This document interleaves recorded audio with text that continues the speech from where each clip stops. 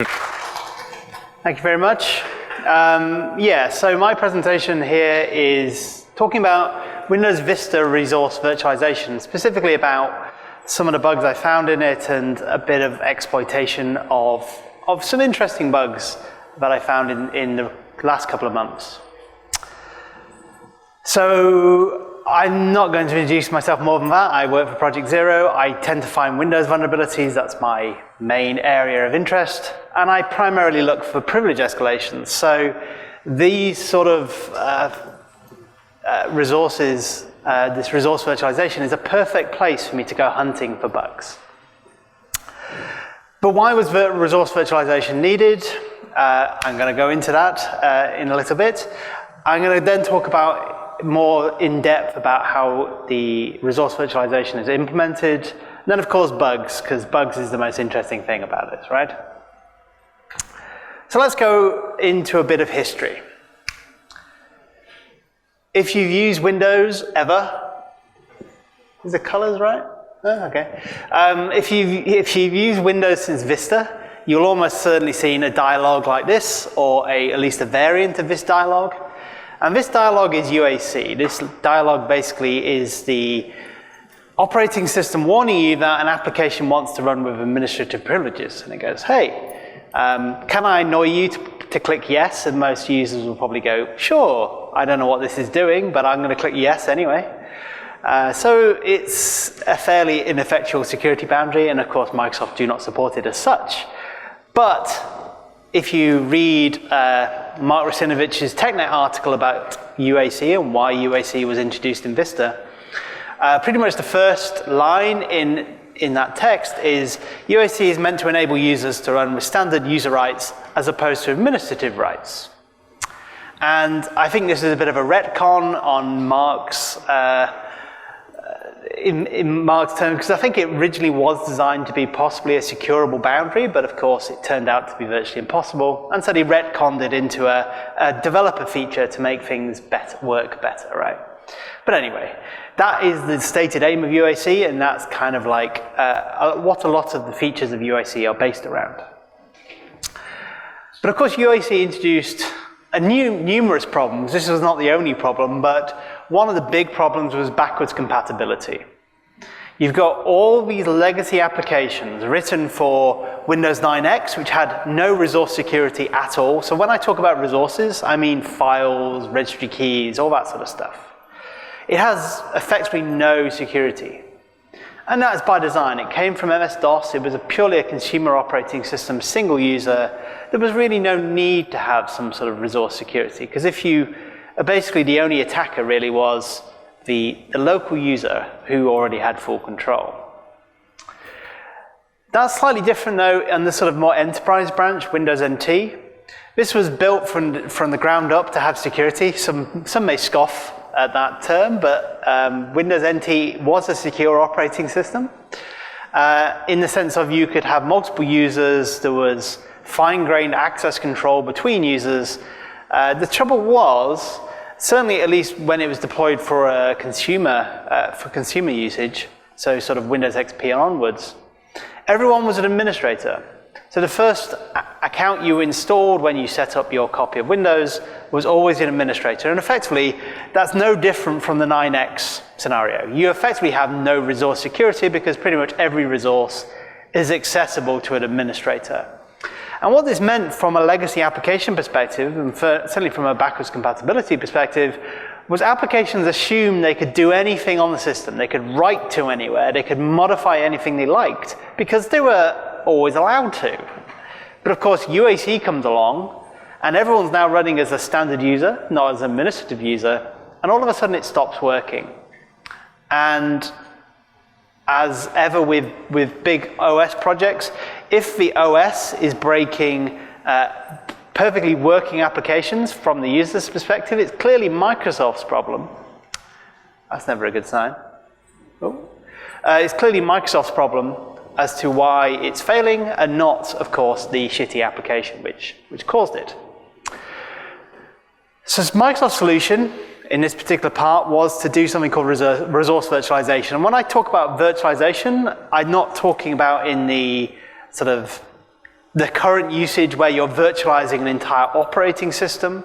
This is purely to virtualize the presence of specific resources, namely file resources and registry resources. And for all intents and purposes, if you had what was nominally a legacy application, if it tries to modify an administrative-only resource, then the operating system would do something to pretend, to maintain a fiction that, oh yeah, you can write to that resource, there's no problems. But of course, in reality, it's not really allowing it to do that. And by implementing this, in theory, it solves most of the backwards compatibility issues because, for all intents and purposes, these applications don't realize they're being virtualized. So let's go into a bit more of a nitty-gritty of actually how this works in Vista. It's worth noting that I'm talking about Vista here, but of course, this code is still there in Windows 10, the latest versions of Windows 10, and all my bugs, which I'll present later, all worked all the way up from, basically from Vista, all the way to the latest versions of Windows 10 when they were patched. So if you bring up Task Manager, it's not on by default, but you can open it and select the column options, and one of the column options is UAC virtualization. And this shows the state of whether an application is virtualized or not, specifically resource virtualized. And it turns out if you do that, you'll notice that there is three states, three possible states. There is not allowed, there is enabled, and there is disabled. And this is just a task manager on a default install of 32-bit Windows 10, and I think it's like 1809. And you can see that even on a default install, there are system components which are running with virtualization enabled in a modern version of Windows, which seems kind of crazy. Isn't it only for legacy applications? Well, mostly. Your task manager also gives you the option to toggle it. If you want to toggle it on an existing application, you can do if you want to. But where is that information coming from? The information is actually stored inside the access token for a process. So each process on the system has an access token, which is your user identity. And inside that is some flags. And there's actually two flags. So rather than like a tri-state flag, it actually has two separate flags. One which says whether virtualization is allowed or not, and one which is whether it's enabled or not. So this is just set, but there's also the equivalent get, that token information. So this is just set by application. And in the kernel, if you go looking at the code, it's very simple. If you're disabling it, it just clears this flag. If you're enabling it, it will only enable that enabled flag if virtualization is allowed. And the idea here is that, of course, certain types of user shouldn't be virtualized because they shouldn't be running like legacy code. So things like system services, they should just either be running as an administrator anyway, or you probably don't want system services which are doing unexpected things to the operating system. Also, like if you're a UAC admin, so if you're running as the standard user in UAC, you can be virtualized and this is allowed. But if you're not, if you're running as the administrative user, then of course that's not, the virtualization is no longer allowed at that point. Now you may think, okay, how does this get turned on? Well, Microsoft obviously went, well, we need to kind of enable this by default, but of course we don't want to enable it for everything on the system because that would probably cause more problems. It wouldn't allow application developers to fix their code because the whole point of this nominally is that it's a band-aid to stop these developers having to fix their code up until a certain point. And once they reach that certain point, they say, well, you need to change your code, otherwise it's not going to work. So as part of the process creation routine inside user mode, so this is not actually in kernel mode, it basically does a very simple check after it's created the process. It goes, is it running 32-bit x86? And so this is 32-bit x86 application. So if you're on a 64-bit system, these are anything which is running under the WoW64 virtualization tricks to make 32-bit work. Of course, if it's on a 32-bit OS, then everything is normally 32-bit, so this check doesn't apply. And then, does it have something called a manifest? And a manifest is an XML file which is usually embedded inside an executable and says things like, do I need to elevate this process to administrator? So this was really primarily introduced in Vista. It was kind of introduced earlier, but it was like first sort of like made mandatory for Vista applications. And so the definition of a legacy application for Windows is, does it have a manifest? If not, is it 32-bit? If it is, we'll turn it on automatically.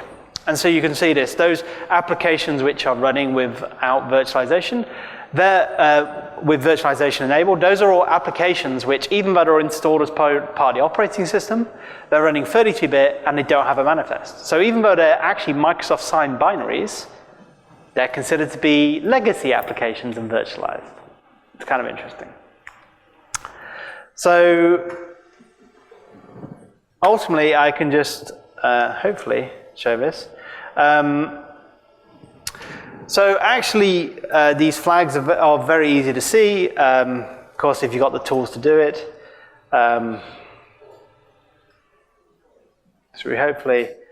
So this is our current access token. And it obviously contains multiple pieces of other information that we're not that interested in.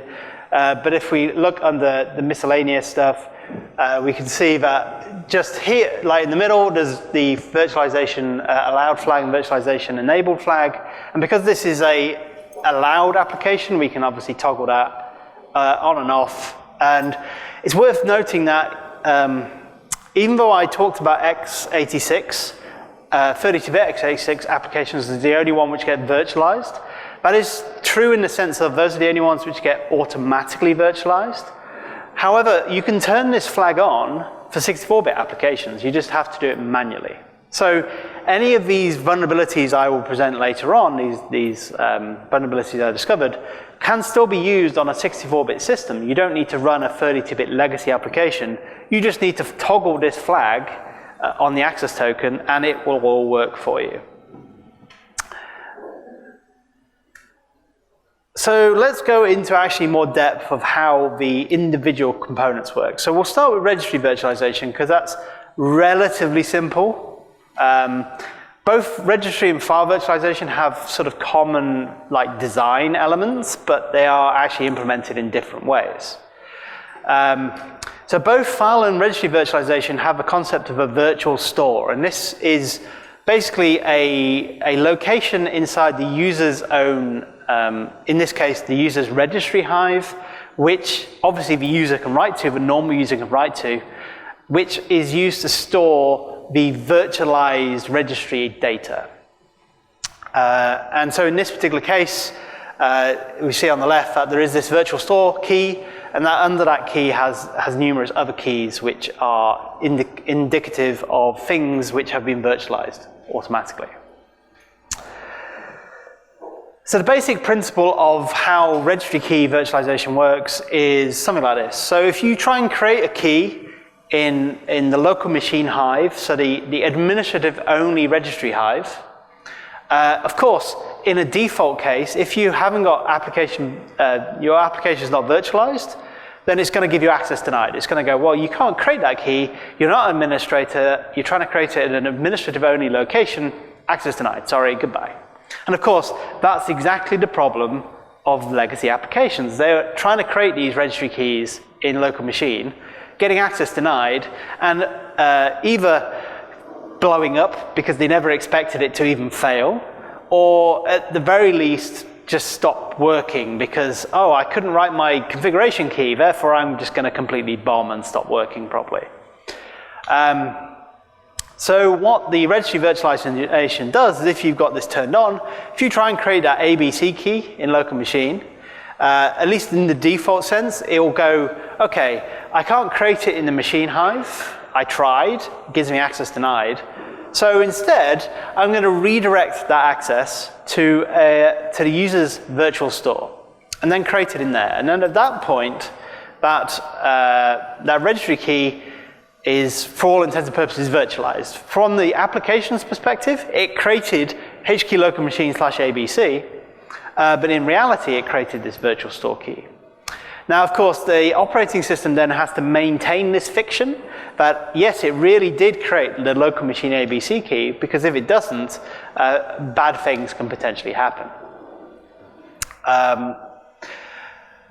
Now, you can't probably see this too well because the color's a bit washed out, but basically, this is demonstrating that fiction. So when you create that key, I said I wanted to have all access to that key, and this turns out that this key already exists. So this is the Microsoft key. This is always there in local machine. And of course, creating keys are one thing, but of course, if you're trying to open an existing key, you have this interesting problem that you have to support all the data which is already in that key, but you also have to kind of make it writable.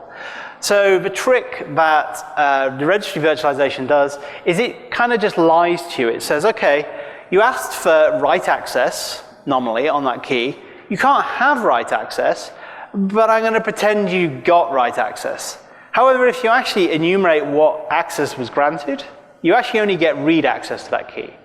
And therefore, other components then need to, again, maintain this virtualized fiction along the way. So this is how it does it. So this is, for example, when you're trying to set a value in one of these virtualized keys.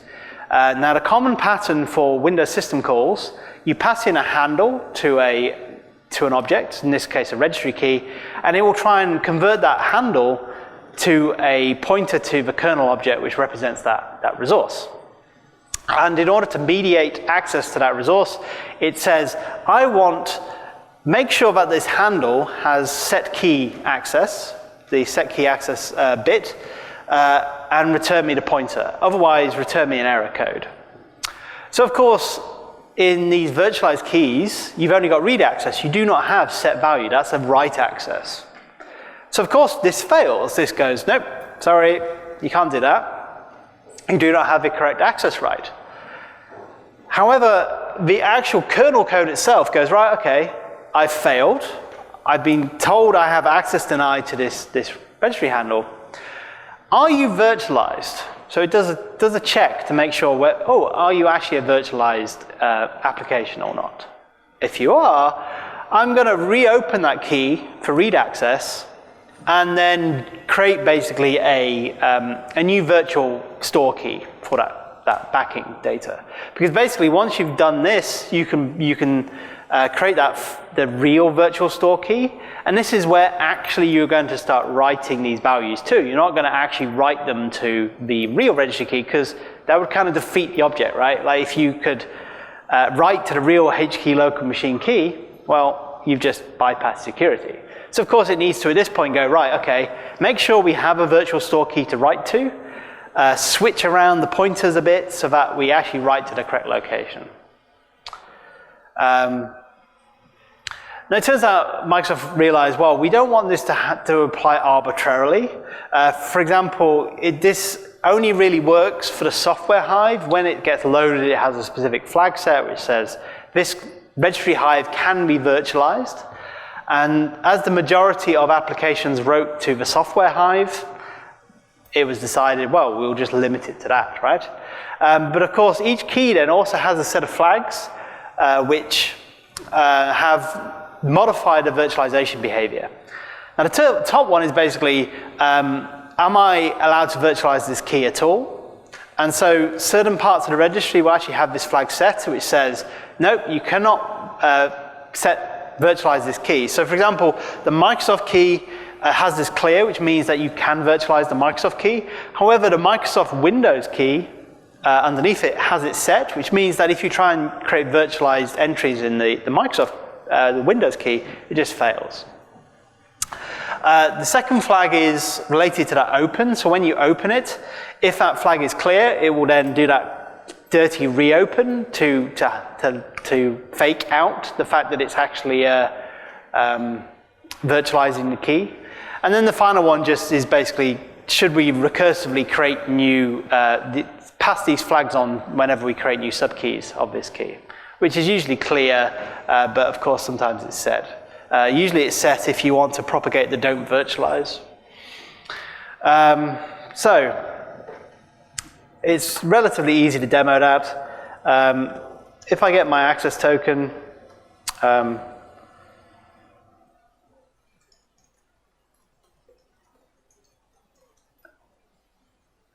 hopefully. So at the moment, virtualization should be disabled. So it's currently false. And of course, if I try and create a new key in registry/machine, software ABC, then of course I get my access denied. It just goes, nope, nope, you can't do that. But if I just now do virtualization enabled,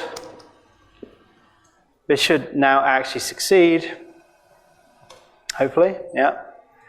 Now, as far as it can tell, it is actually the software ABC key. And because this is actually being created, we should have also been granted full access to this key. But if we now look under HQ current user, software classes, virtual store. Oops.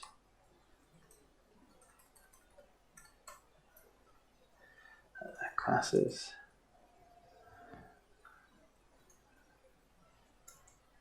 Okay. Apparently it doesn't exist. I'm not even sure how that works. Let's go for regedit, because regedit's usually a better working thing. Software, classes. Yeah, okay.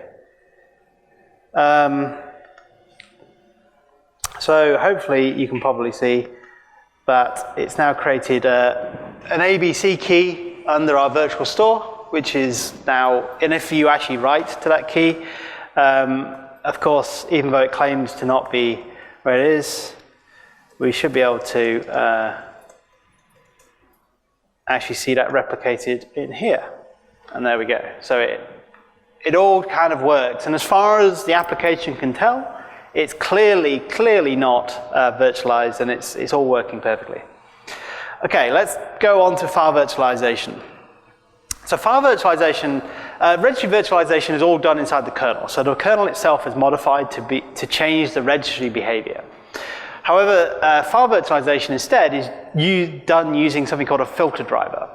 So in Windows, it supports the concept of having a driver which basically can filter I/O request operations. So you have your I/O manager on the left here, which is doing like creating files, writing to files, and that generates some sort of I/O request which gets passed across normally to the, say, the NTFS driver, to the volume. And in the middle, you have this LUAFV. LUA is like least user access, which is the old name for UAC. And things obviously get baked into Windows eventually. And this implements code which can basically see these I/O requests as they go across and filter out or modify or complete these operations where necessary. But fundamentally, it works in basically the same way as the registry virtualization. You try and create, say, a resource in a location which is normally administrative only, say the Windows folder. And of course, normally it would give you access denied. But of course, if virtualization is turned on, then creating abc.txt under Windows will actually create you abc.txt in the virtual store location. But of course, how it does that is subtly different. So normally, if virtualization is disabled, it will still go into this filter driver. And that's because the filter driver just sits there, constantly churning away. So whenever you make any file request on Windows, and people complain now, whoa, Windows is really slow. Well, the amount of rubbish they put in front of just a simple create recall is ridiculous, right? Because like literally on a modern version of Windows 10, this is still intercepting every single I/O request you make to your file system. Seems kind of crazy.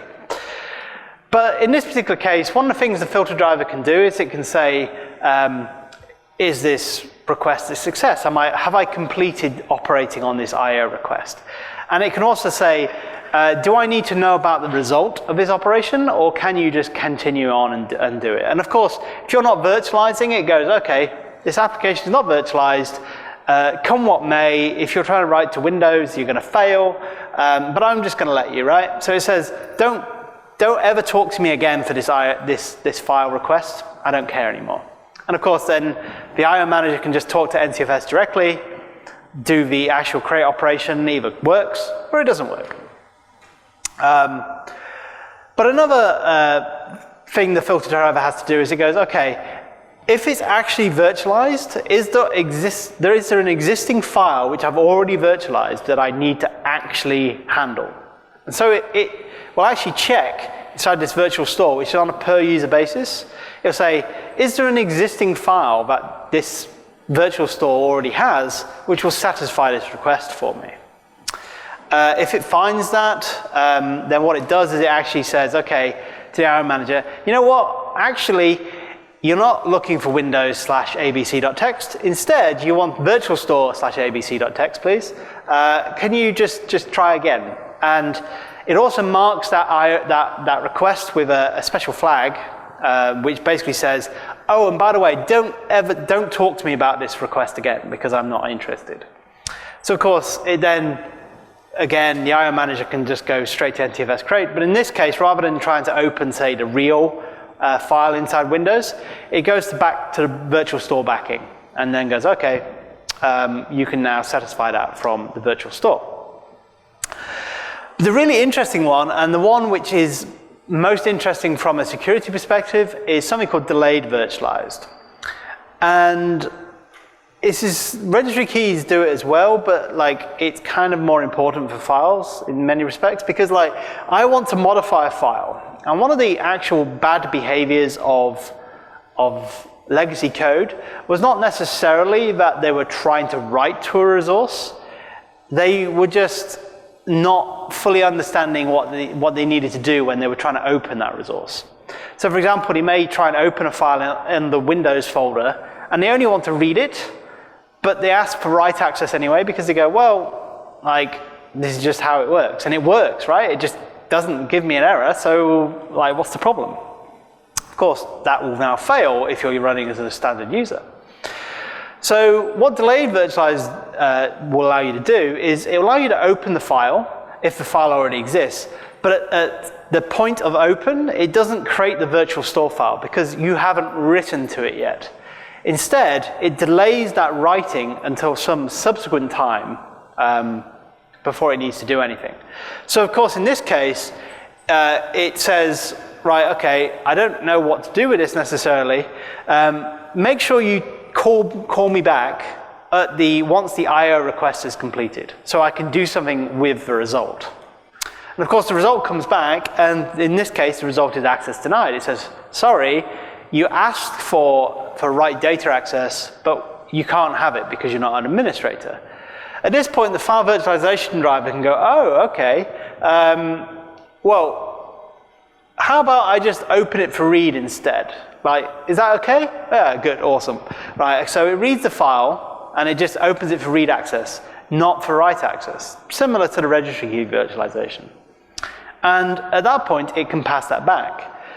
But unfortunately, because this is not inside the kernel, it's not as simple as just like lying about it in all the file operations. It is in the kernel, but it's not inside the kernel binary itself, so it can't sort of modify the behavior of the kernel. Instead, it's all done inside this virtualization driver, so it needs to be a bit more tricky. And what it does is it has, whenever you open a file, it creates a file object. And the IO manager allocates that file object, and normally that file object is populated by the volume driver, the NTFS driver. In this particular case, the virtualization driver opens the real object, but only for read access. So it opens abc.txt for read only. And then it creates this virtual file control block, which contains a pointer to the real file object. It contains a sort of an error status and a magic value, which indicates that it's a virtualized file. And then the real file object it was created when the IO manager created the request is modified to add this pointer, which points to this virtual file control block. And then at the bottom, we got something called the section object pointers, which are important in a little bit.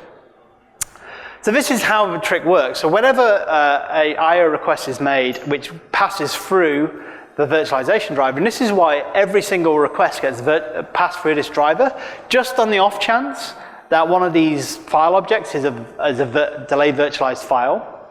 If it has three checks. It first goes, is this a virtualized file or not? If it's not, I don't care anymore. Just go away, leave me alone. If it is a virtualized file, and we've opened this real file object, this read-only file object, well, let's just set the target file object for the rest of the operation to that object, and just say again, carry on, instead of using my current file object, use this virtual file object instead, this real file object.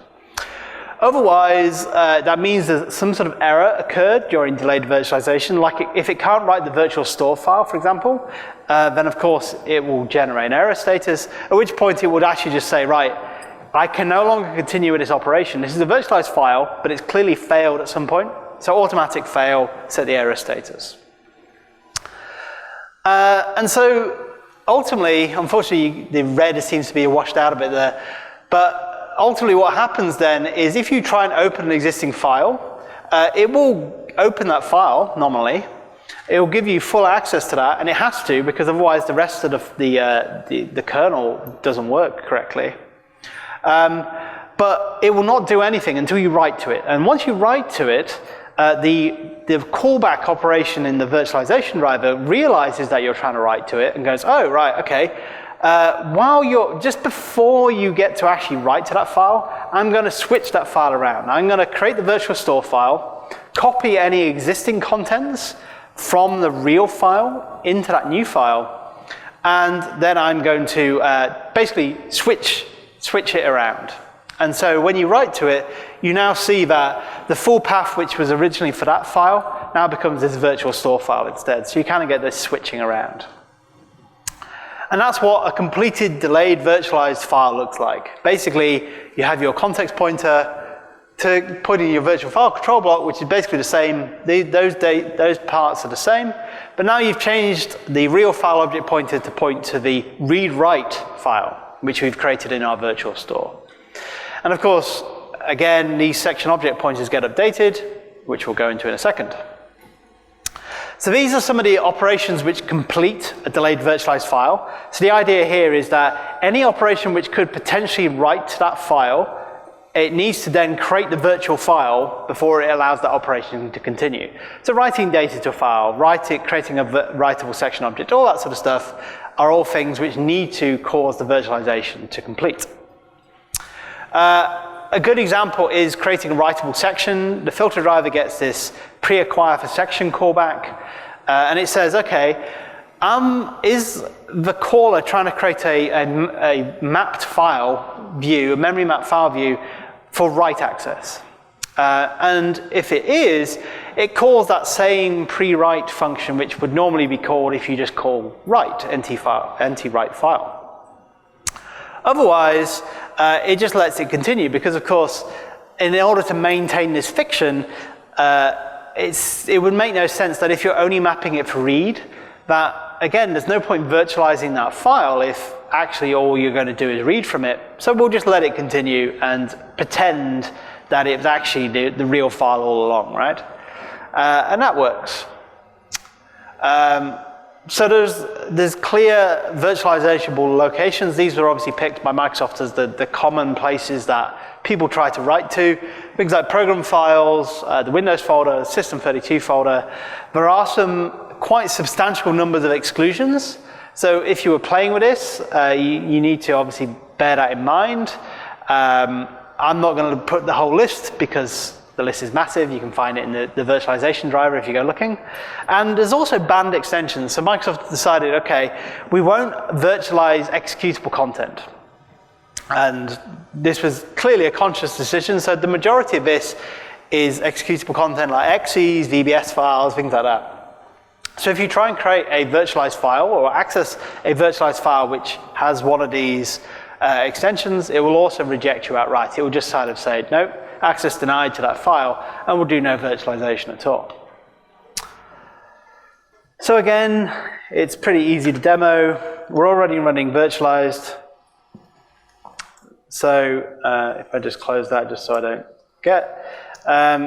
Again, if I create a new file inside the Windows folder, we should find that it still works, because even though we would not normally be able to do that, because if we turn off virtualization, And we try that again with a different file name. It of course gives us access denied. So if we turn that back on, we see that actually, because this is actually being created automatically, the virtual store file is already created for us. This isn't delayed virtualization. This is actually just non-delayed. But of course, if we actually try and open instead, say system32 license.rtf, and give it a specific access, so generic write, for example. Oops. That's because I am an idiot. Okay.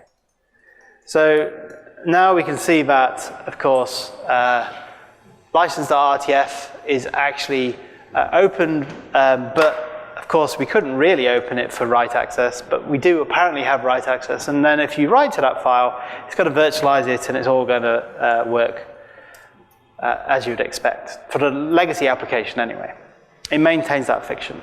Right, okay, let's talk about bugs, because bugs are the most important thing about these presentations. So there's actually 8 bugs here, which you can find on our issue tracker. The number on the left-hand side is the issue, it's the specific issue for the issue tracker. You may notice from the numbers that one of these is not like any the others. Like the first one is issue 215, and then it starts at like 1700s. And that's because 215 was actually found when I was looking for a completely different bug class, specifically token, access token behaviors, bad token access. And so, of course, I found this a long, long time ago, and I never really bothered to fully investigate further some of the other features of virtualization. But all these are privilege escalations in one form or another. And I'm only going to concentrate on 2. I'm going to concentrate on one, registry virtualization 1, which allows you to basically read arbitrary registry keys without any access checking. And I'm also going to talk about one which is kind of an interesting race condition in the file virtualization, which allows you to modify arbitrary files. So let's talk about the registry key one first. So one of the other things that needs to be maintained from this virtualization fiction is if you open a virtualized key and you want to write to it, well, you can't just copy the entire contents of that key. That key may have multiple subkeys which might have megabytes and megabytes of data. You're not going to copy all that into the virtual store, and you can't easily synchronize that if it changes. So what the kernel actually does is it merges the view between your virtual registry, the virtual store key, and the existing real registry key, which already exists in the registry. So when you do, say, query key, which does key enumeration, it will go, okay, I'm going to open the real registry key and merge those views together. So merge whatever keys are there, merge whatever values are there, so that, for all intents and purposes, it looks like you've written to the real key, and the real key has subkeys and all that sort of stuff. So if you actually look at the code for this, it's all, again, inside the kernel itself. It basically goes, okay, is this key the target of virtualization? Is it basically a key which is in the virtual store? And this is just set as a flag on the key control block. If it is, convert that key control block key to the actual real path that virtual key is representing. And then open that key by name, okay? And then that in itself is not particularly bad. It doesn't maintain an existing reference to the real key. It instead opens it on demand. But there is a bug here, and the bug is that. The bug is that it's passing kernel mode as the access type to this reference object by name. And what that means from a Windows security perspective is it disables Windows security, because it basically says, open that key, and whatever the access control of that key, just ignore it. I'm not going to, just open it, please. Sort of like a desperation move, right? Please open it, right? Even though all the things leading to this point should have meant that the caller has read access to that registry key, and therefore this should just work anyway. It doesn't need to do this flag, but that's what Microsoft did. Now that in and of itself wouldn't necessarily be a problem if the only way to get that flag set which says this is the virtual key was like it required you to do full virtualization. But if you actually look at how this conversion to the real path works, it gets the key, it then says to the operating system, hey, give me the full path to that key. So this, of course, is a virtual store key, so it's under the user's hive, blah, blah, blah, software ABC. And then literally the code just goes, right, okay, just get rid of the first 6 path components from that key path, and just slap on /registry, and there we go, there's your final path. So no checking is done whatsoever in this conversion process. So of course, you can change that to /machine/SAM, and of course, it's now going to open the SAM hive instead. And because the open is running as kernel mode, even though we can't open the SAM hive because we don't have access, well, it's going to allow you to enumerate the SAM hive for you. Now, of course, it's never quite that simple. Like if you just create that key in the appropriate location, it goes, well, this isn't the virtual store key, what are you talking about? And you may think, oh, well, okay, the only way to get this would be to virtualize the SAM key, but the SAM key isn't virtualizable, and we also can't write to it anyway, therefore it's not going to work. Well, it turns out that if you read the documentation, you'll see that all these things are reserved for system use, and of course, at least one of these is of particular interest to us. It turns out that one of those settings you can set on a key from user mode, so you don't need to have kernel mode access to do this. You don't need any specific access rights. I think you just need set value access on that key, which can be anywhere. You set virtual target into equals 1, and it becomes a virtual store key. And that's all you need to do. So I have a very, very simple application here. So it's creating this virtual store key. If you give it a path, it will create a virtual store key. And then, of course, it will set this virtualization flag for you. And, of course, this is running a version of Windows which hasn't been patched. Otherwise, it wouldn't work, because it should now be patched. So we're going to create machine/SAM/SAM. It's mounted as the SAM hive, and then it has the SAM registry key underneath that. And if we now run that, oops. It'd help if I, what have I done? That's never a good start, is it? Okay, let's try this. Okay. I did actually test this, and of course, clearly I didn't. Yeah. Okay. That's because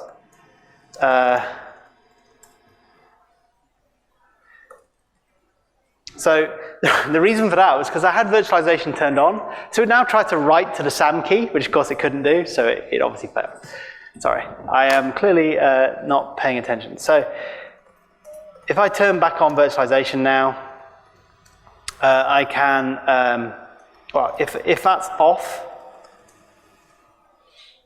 then if I enumerate the key, so query keys, of course there's nothing there. If I now re-enable that,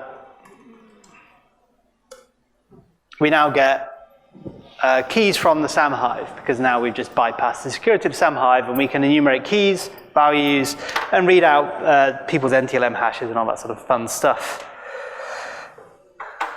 Okay, so let's finish up with the file virtualization bug.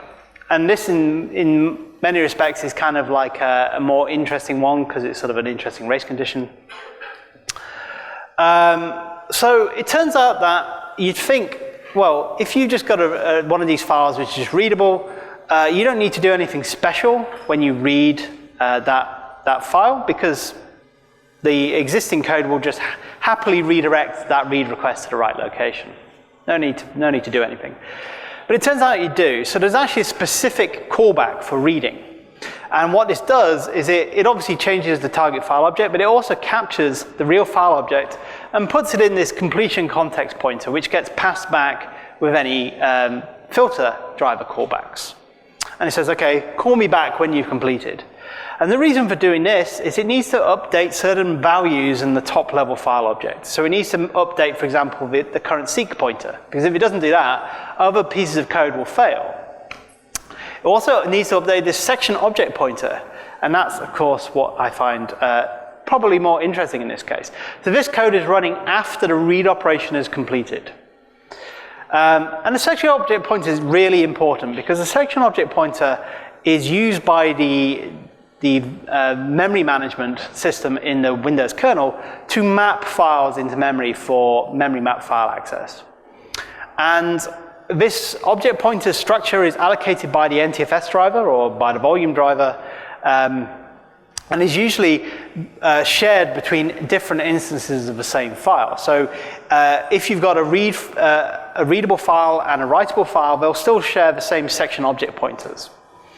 And when you create your section and you pass it a file handle, it'll extract this pointer from the file object, the top level file object, and use that to construct your section object, which says, these are the virtual memory ranges which contains file data for this file. And it turns out there's a race condition in that read operation, because when you issue a read, of course it goes into the NTFS file system, and of course the file virtualization driver can't do any real locking here or can't synchronize the file requests. So while in NTFS we're still performing our read, and bearing in mind at this point the filter has set this context pointer to the read-only file, the real file, if we come along and write to that file, it's going to virtualize it. It's going to create this virtual store file. It's then going to modify the top level file object, redirect its section object pointers, all that sort of stuff, because at that point you want to be able to map that file with write access or whatever you need to do. But of course, the read file operation is still happening at this point. The read file then completes, and of course if the write is all completed, all the virtual store operations have completed, the post read operation goes, right, okay, I finished reading, I'm going to get the real file object from my context pointer, which is the old read-only file that it passed in originally, and I'm going to copy the section object pointer from that read-only file back into my top level file object, overwriting what that virtualization process had already done. So you end up with a desynchronized section object pointer because you've got your file object pointer which points to your virtual file control block, which does correctly point to the read-write file in your virtual store. However, the section object pointers actually point to your read-only file which you opened. And because these section object pointers are shared between both read and writable copies of the same file, it doesn't matter that that file was opened for only read-only access. You can still create a writable section on top of it to modify it. Now you've got to do some fun tricks to try and make that read operation take a long time. One of the tricks is you can just try and read a massive amount of data, but of course that is indeterminate, there's no way of analyzing that. But I realized that you could use opportunistic locks, and if you see some of my other presentations on this, normally it's used for breaking, like getting a signal when you create a file. But it turns out you can also use this in certain circumstances when something reads a file. You can literally cause the read operation to hang inside the NTFS driver until you close that file, close the original file. The only proviso is you need to pass a special flag to NT-create_file, and it just so happened that the Lua virtualization driver was generous enough to pass this flag along. If you open this virtual file with this flag set, it will handily pass it to the real virtual file in the end. And so bypass the op block and allow you to do this wait on a read. So the final thing is we should be able to just demo this. If I just create a simple file, say test.txt, so invert sec. So just a very simple text file. And if I look under, say, System32, license.rtf, open it in Notepad, of course this is now some horrible license file in RTF saying don't do anything you shouldn't do in Windows because it'd be naughty and we'll sue you. So we'll clearly modify that. Hopefully, if this works. So I've got a proof of concept, and you can just get the proof of concept from the issue tracker. and just compile it and run it on an old version of Windows, and it should all just work. So if we specify license.rtf, and we want to copy test.txt over the top of it, okay. And we apparently failed horribly, which is never a good sign. But no, we did. Okay, so obviously you can't quite see that because, of course, like it can't easily modify it can just completely overwrite the whole contents, but it can't shrink the file because this is actually creating a writable section over the top of the file. But it's good enough if, for example, you wanted to write a DLL to this file, you could just splatter DLL on top of it, and you can actually extend the content. So if your DLL is larger than license.rtf, you can do that. And then there's existing bugs. There's like the diagnostic hub trick, which allows you to basically use license RTF as a DLL and get system privileges from that.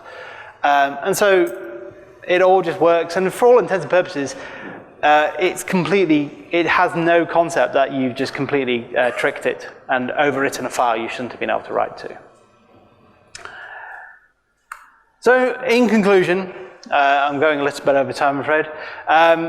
The virtualization features are great in that when they were originally designed in Vista for back compat benefits, it makes perfect sense. But Vista was introduced in like 2008, right? It's over 10 years old. Why are these features even running on a modern version of Windows? Like, isn't one of the stated aims of backwards compatibility to do something about this and say, like, there has to be a point where we stop supporting these hacks, and actually inserting a driver into every single IO request doesn't seem like an optimum behavior. Maybe I'm wrong. But it's still enabled in Windows 10. It's even enabled in things like special S mode, which is like super secure, we're ultra secure versions of Windows. Yeah, and you can't run legacy applications because they're not signed by the correct certificate to run them on S mode, and yet we support all this virtualization functionality because hell, why not, right? And pretty much all these bugs, I'm fairly confident, were there since absolute day one in Vista. They've just been sitting there for 10 plus years, and no one ever bothered to look, or if they did look, they didn't bother to tell. And the thing is, this also creates weird, unexpected behaviors in the OS, right? You can trick applications into reading and writing things they shouldn't be able to do. And that is just not really good functionality. So anyway, in conclusion, it's terrible, but it's slightly less terrible than it used to be, but it's still terrible. But anyway, thanks for listening to me at Waffle. I think we probably don't have time for questions as Joe needs to set up, but thanks for listening, and hope you have a good rest of the conference. So, thank you.